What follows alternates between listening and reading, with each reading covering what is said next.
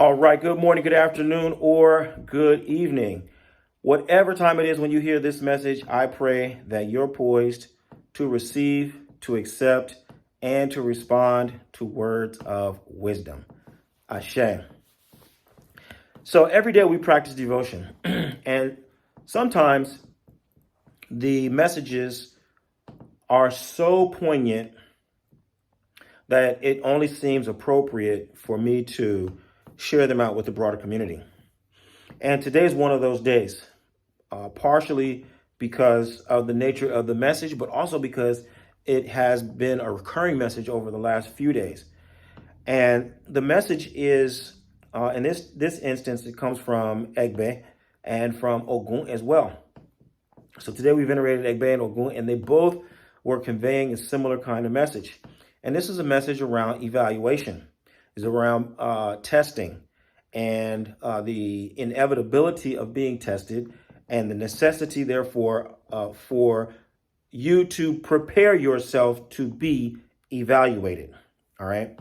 And when I reflected upon this message coming down over, like I said, a couple of days from different deities, it made me reflect upon one of my favorite impromptu surveys that I like to do online.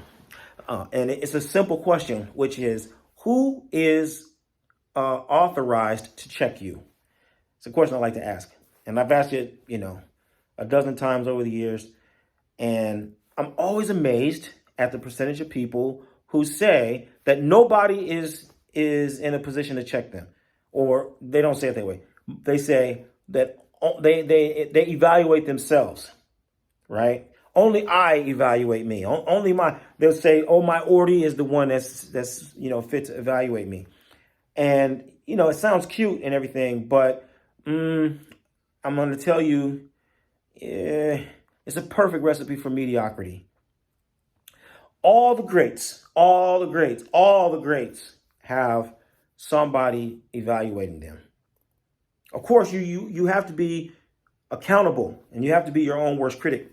Excuse me, but I'm not talking about just holding yourself to a high standard. I'm talking about somebody who is outside of you who is authorized to evaluate what you're doing and say, your feet are wrong. The position of your feet are wrong. They should be this way. And not only do they tell you that this is wrong and that they then can tell you that this is right, but they can actually take you from what's wrong and they can guide you through all the steps necessary for you to get it right. So if you look at the great athletes, the great entertainers, the great professionals, they all have somebody who is evaluating them. All right. And evaluation is, as I said, I can tell you that this is wrong. I can tell you that this is right. And I can take you through the steps to get it right. That's what I'm talking about when I say evaluation. And so the reason why you can't evaluate yourself is very simple. Number one, you can't see yourself. You can't be, the boxing in the ring and watching yourself box and you're watching your opponent box at the same time. Give me a break, And so you got to have somebody who's outside of the action, who's observing. But also, it's very difficult for you to inflict that pain on yourself, right? If you ever try to, inflict pain onto yourself in a controlled manner, it's difficult to do. To give yourself your own shot, to, draw blood, all of those things. It's difficult to do to yourself. It's difficult to do to yourself. And evaluation is, in many ways, a self-inflicted wound. It requires a lot of control, right? And so you need somebody who's going to be outside of you who can take that, measured step toward inflicting just enough pain to get the desired outcome, right? And so, that sounds a little dicey, but let me give you a simpler example from, let's start with my experience as a corporate trainer. Once upon a time, I was working with a firm and our client was Walmart Canada. And so they had this engagement that they wanted to do. and I was the lead on this particular part of the project. So I wrote the curriculum for this 2-week train the trainer experience. I formulated a team here. We went to Canada and we were set to deliver this training. Now, I know trainers, right? Trainers are typically confident, outgoing, gregarious, people. And they could be a little, hard to manage because they know how to work a room, right? There's that degree to which being a trainer is almost like being a stand-up comedian, right? Or something like that. You've got to be really confident at, commanding a room. So I knew I was going to have to get these folks' attention from the very beginning and earn their respect from the start, right? So I drew up this training experience, and the first thing I gave to them when we walk into the room together, everybody comes in, they're, I'm just, satirizing this, right? They're fist bumping and bumping chests and, ooh-yah, ooh-yah, everybody's all excited. And it's okay, have a seat. I gave them an evaluation. About, hour and a half later, 2 hours later, everyone that took their evaluation, I gave them back the results. The mood changed.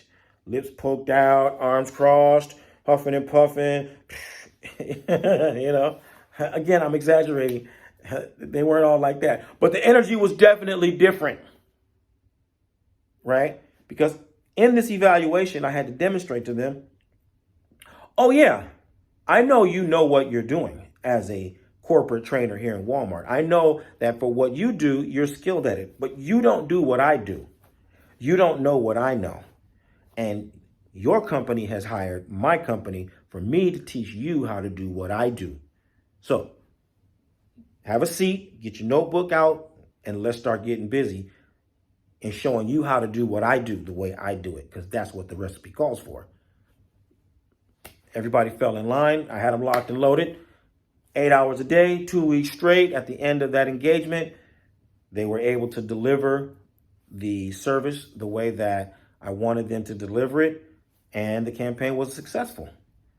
But it started with that evaluation, right? And so again, the evaluation isn't just pointing out that this is wrong and that's wrong. The evaluation is saying that's wrong, this is right, and this is how I'm going to take you from wrong to right. Okay?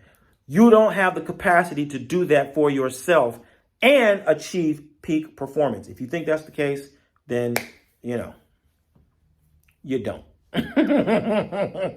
You don't, right? And this is super important within the ranks of those of us who practice Orisha lifestyle, because when I do a panoramic view again and again of who is out here positioning themselves as subject matter experts, it's abundantly clear that the people aren't being evaluated. They're not being evaluated. The only evaluation they're being put to is, do you have the money? Can you afford how much money I need for the beads? You have this money, I'll give you the beads. You have this money, I'll give you the title. You have this money, I'll give you the pot. That's the only evaluation they're getting. Apart from that, anything goes. That's why you pay attention to them. You listen to what they're talking about. Today is spaceships. Tomorrow is hubcaps. The next day is lampposts. The following that is herbs. After that is hair braiding. They're just all over the place. None of it adds up to anything. Why? Because they're not trying to create any kind of a cohesive experience by which you're going to go from point A to point B to point C. That's not their objective. You need to know that. You need to know that. If you intend to use this tradition to improve your life, to solve your problems, you need to know the difference between people who are selling things and people who are facilitating transformation. There's a vast difference. And some of these people have the audacity to tell you that they're teachers or that they have some kind of a school or learning institution when they don't have any skill at educational planning. They don't know how to write a syllabus. They don't know what learning objectives are.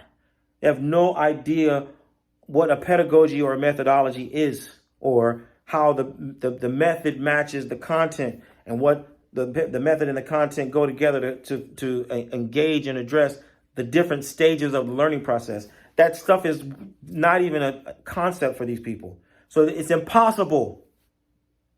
It's impossible for them to evaluate you, which means it's impossible for them to correct you and build you and redirect you, which means the only thing you can ever expect from the vast majority of the people out there is to collect and accumulate stuff. And you don't need more stuff. You got to deal with the stuff that's inside of you. And you probably got to offload some stuff because it's slowing you down and preventing you from being able to be as agile and flexible as you need to be to practice this tradition the way it's supposed to be practiced. Okay? Now, I'm saying this because I know that the leaders already know what I'm saying. The people who are really geared into the process and know that they want to improve, they know that they want to make a real contribution. You've already seen what I'm saying.